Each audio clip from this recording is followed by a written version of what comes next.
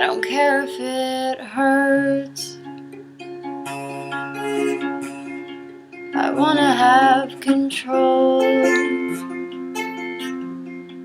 I want a perfect body. I want a perfect soul.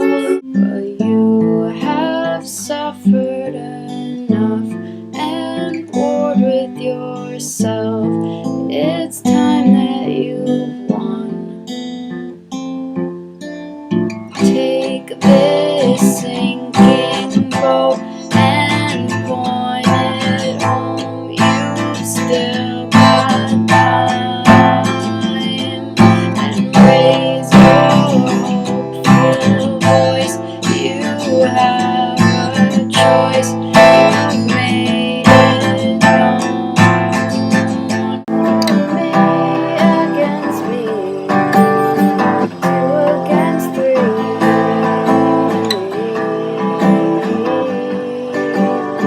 2 against 3. They brought me in on a flat car down old Hong Kong. Tried to tell me what I was doing was absolutely wrong. Tried to make me over into a man of steel, and I knew I would have to kneel. Let's get rich by parents, all in the stuff that fits. So hot. Okay. Don't you worry about my honey. We might not have any money, but we've got enough to pay the bills. Yeah, right. Who has love to pay the bills? This is unrealistic.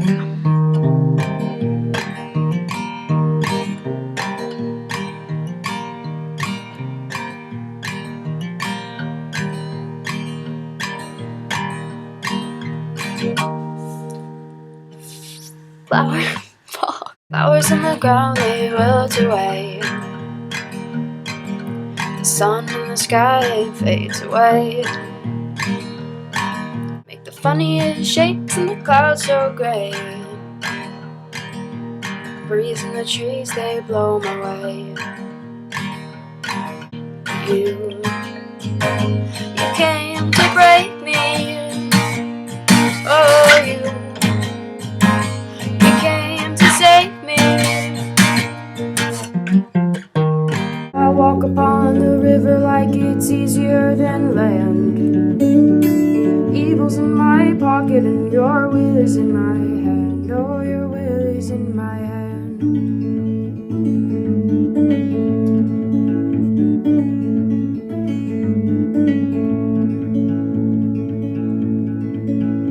And I'll throw you in the current that I stand upon so still. Love is all from what I've heard, but my heart's learned to kill. Oh, and mine has learned to kill. Woke up in the morning and I tried to brush my teeth. You might not think that's an accomplishment, but sometimes it is for me. So I walked into the bathroom and I tried to put the toothpaste on my toothbrush. There was nothing left, always nothing left for me.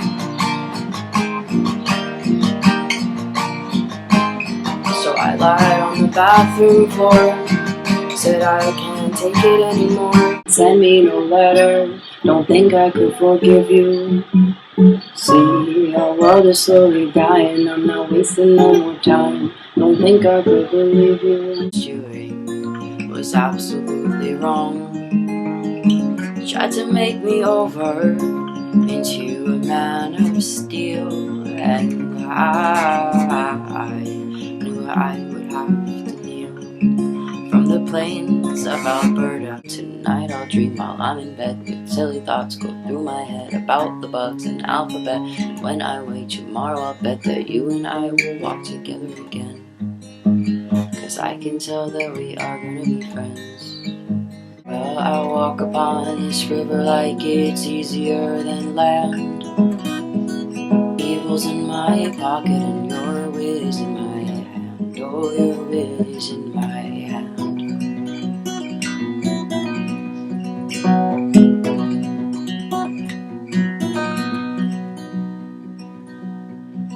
I'll throw you in the current that I stand upon so still. Love is all from what I've heard. My heart's learned to kill. Oh, my has learned to kill. So now she's left without an option at hand. She better tend to it or she won't have another chance. She's looking through the wrong end. She's looking through the wrong end. She's looking through the wrong end of a telescope. Turn it around, turn it around. She's looking through the wrong end. She's looking through the wrong end. She's looking through the wrong end of a telescope. Turn it around, turn it around. My fingers hurt. I'm a fret, they won't work anymore. I'm a fret. That is a big ass worm. Right? What are you so afraid of? Why are you feeling scared? What's the worst that's gonna happen? Standing in the meadow with the sunlight in your eyes and a sense of so much sorrow. You say maybe a crane will fall from the sky, and maybe your lover will lie, and I'll be for your eyes. It's too early to say, it's too early to say good night, good night. It's too early to read, it's too early to read by the firelight.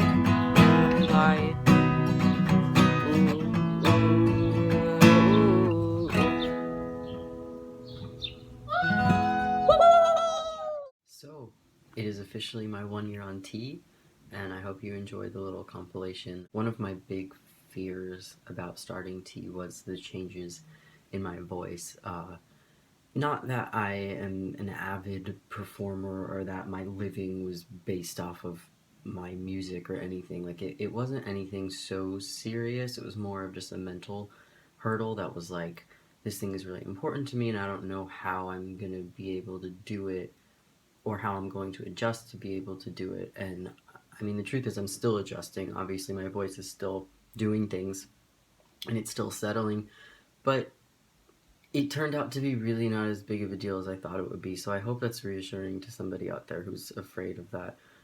I can still sing. It sounds different.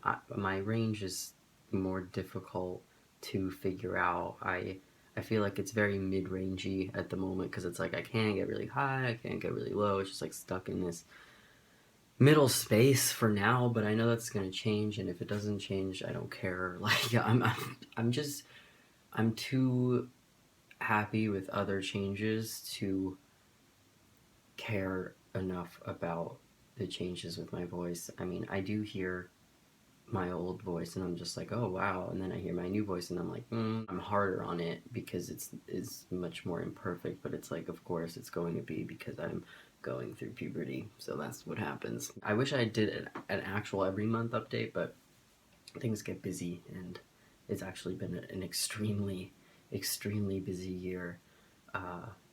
So yeah, I made that because I was like, I don't know what to say about I don't know. What do people say in their 1 year video? I mean, what do you want to know? I guess I can just go over some concerns. Like, one of those concerns was receding hairline. I have a hat on because it's cold and my hair is a little bit messy. It's definitely gone back, but in a way that I'm actually more content with it. Like, I like where it is right now, and if it does continue to recede, I know I talked to my doctor already about this, and she said that there are some medications that I could be on to kind of. I think it's like the DHT hormone. Don't listen to me. I'm not. Don't. Never mind. I'm not even going to pretend to know about something I don't know about. All I know is that there are some medications you can take if your hair is receding faster than you would like. So that is a really calming thing to know. I thought I would be a lot hairier actually by now. My legs have definitely gotten hairier. but my arms are relatively the same as they were pre-T. This is how it was before. That's really it. I thought I would have more facial hair by now, you know, but just gotta wait it out. I am quite surprised by my mustache though, especially because I know a lot of guys tend to fill out here first and then the mustache comes in later, and for me it was the total opposite. It was just like a mustache and then not much else going on. I mean, I do shave like here. It's coming in, and it's coming in a little heavier here, but not to the point where I would let it grow. It looks kind of scraggly and sad, so I take care of it. I've definitely noticed body fat redistribution, especially in my legs, because that was one of the places I was most dysphoric about. It's like my butt and my legs. And my butt, I mean, it definitely has changed, but not dramatically. But I feel like my legs have changed a lot, and that makes me so happy. My shoulders a little bit because I have been working out too. I'll show you my top surgery too. But the other thing, the change that I'm actually most happy about, like over the moon, cannot be happier, biggest surprise starting T of all time was actually that my feet grew, because I know when I was watching videos of other guys, they were just saying that their feet didn't grow. And it makes sense to me because what, your bones don't change, you know, like you're still the size that you are. It's just your musculature that changes. But maybe that's part of it, is that if you gain muscle, then it's like things grow, I guess, like not necessarily changing your bones, but they do become bigger. In any case, whatever the scientific reason is, my feet grew. So I went from wearing a women's 7.5, which would be like a men's 6, to now wearing a men's, anywhere, it really varies, anywhere from 7 to 9. Like for example, I'll show you these are Bass shoes, and they're size 7. They're a men's size 7. They're great. They're my favorite shoes of all time. I wear them all the time, but this is the smallest pair I own. That's a 7, and but they fit like all my other shoes do. These Sambas are men's 8.5. So I went from a men's 6 to 8.5. It's like 2.5 sizes. Actually, no, my Samba's pre-T. Yeah, we're a 6 or 6.5. Anyway, that's like 2 sizes, 2 to 2.5 sizes.